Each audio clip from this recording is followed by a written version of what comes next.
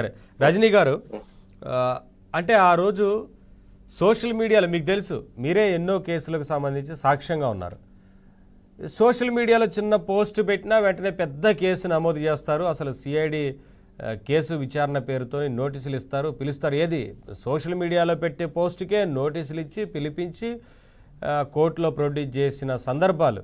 ఏం కేసులు అండి, అసలు ఎన్ని వేల కేసులు, అసలు భరించాలంటే కూడా చెప్పలేనన్ని కేసులు కార్యకర్తల మీద. ఇవాళ ఈ పోలీస్ అధికారులందరూ, ఈ ఉన్నతాధికారులందరూ కూడా క్యూ కడుతున్నారు. టీడీపీ జనసేన ఆఫీసుల వద్ద చుట్టూ తిరుగుతూ ఉన్నారు, అపాయింట్మెంట్ల కోసం వెయిట్ చేస్తున్నారు కటసీ మీటింగ్ పేరుతోని. సరే, ఇక్కడ ఏ గవర్నమెంట్ వస్తే ఆ గవర్నమెంట్ కింద చెంచాగిరి చేయడానికి 5 ఏళ్లు పరిపాలన ఉండే ప్రజా ప్రతినిధులు కాదండి. పగలు రాత్రి కష్టపడి సంవత్సరాల తరబడి కోచింగ్ సెంటర్ లో ఉండి కష్టపడి తెచ్చుకున్న ఉద్యోగాలండి. తిని కూర్చుంటే వచ్చేవి కాదు ఇవి. ప్రచారాలు చేసి డబ్బులు ఖర్చు పెడితే వచ్చేవి కాదు ఇది. వాళ్ళ కష్టంతో వచ్చేవి. కనీసం వాళ్ళ అంటే చదువుకున్నోడి కంటే ఇంకొకటి కంటే చదువుకున్నోడు మేలని ఒక సామెత ఉంటుంది చూడండి. ఆ మాదిరిగా ఈరోజు చదువుకున్న వాళ్ళని నమ్మి ఈరోజు ఏదైతే ఎగ్జిక్యూటివ్ లో వ్యవస్థలో ఉండే వాళ్ళు ఈ రోజు లెజిస్లేటరీ కింద పనిచేస్తున్నారా? ఈ రెండు క్లబ్ అయిపోతే ఒక్క జ్యుడిషియరీ వ్యవస్థ మాత్రమే ఎదుర్కొంటుందా అనే పరిస్థితికి వచ్చిందండి. ఒక పెద్ద వయసు గల రంగనాయకమ్మ గారు గుంటూరు పరిసర ప్రాంతాల్లో ఒక టాప్ మోస్ట్ అండి, ఒక క్వాలిటీకి సంబంధించినటువంటి ఒక హోటల్ లాంటిది శంకర్ విలాస్ అంటే ఒక బ్రాండ్, ఎన్నో సంవత్సరాల చరిత్ర. ఏదో ఒక పోస్ట్ పెట్టిందని ఆవిడ అన్ని రకాలుగా ఆర్థికంగా కూడా ఇబ్బంది పెట్టి ఒక పెద్ద మహిళలనండి, ఒక పెద్ద ఆవిడని కూడా ఇబ్బంది పెడుతున్న పరిస్థితి. ఈ రోజు ఒక ఎమ్మెల్యే ఇంకొక ఎమ్మెల్యే పోట్లాడుకోవచ్చు, ఒక కార్యకర్త ఇంకో కార్యకర్త పోట్లాడుకోవచ్చు.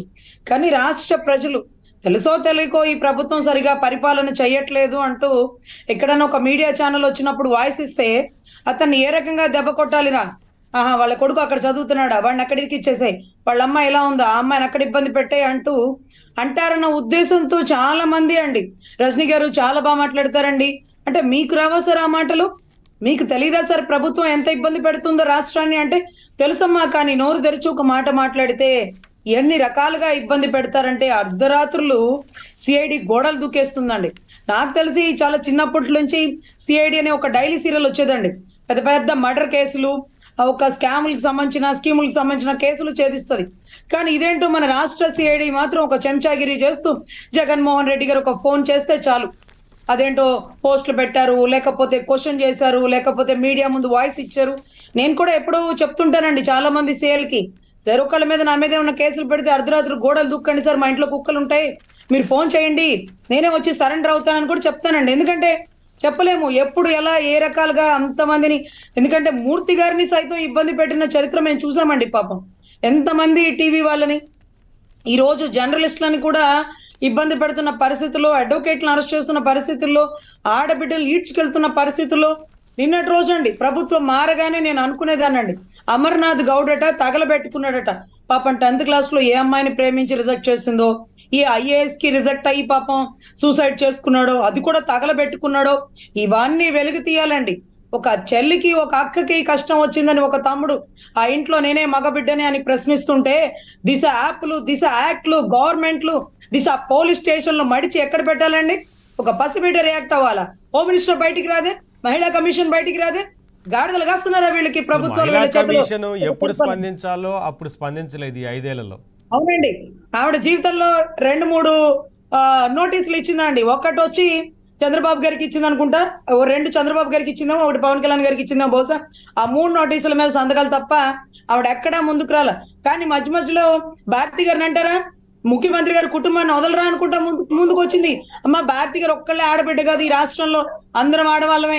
అందరినీ మీ సజ్జల భార్గవ్ గారు ట్రోల్ చేసి పడేస్తున్నారు. అమెరికాలో ఉన్న ఆడబిడ్డ కూడా కన్నీటి పర్యంతం ఏడుస్తుంది. తప్పుని ప్రశ్నించి ఇంతే ట్రోలింగ్ చేస్తారా? ఆడపిల్లలకి రక్షణ లేదా? బూతులు తిడతారా? బ్లూ ఫిలిం బొమ్మల్లో చూపిస్తారా? ఇదా చరిత్ర అంటూ సైబర్ క్రైమ్ పెడితే ఒక్కడు ముందుకు రాడు, ఒక్కడు అరెస్ట్ చేయడు. రోజా గారి గురించి మాత్రం పాపం ఆయన ఎవరో ఒక ఎమ్మెల్యే మాట్లాడితే ఆయన్ని ఒక రోజు గుంటూరు నగరంపాలెం స్టేషన్ లో బంధించారండి.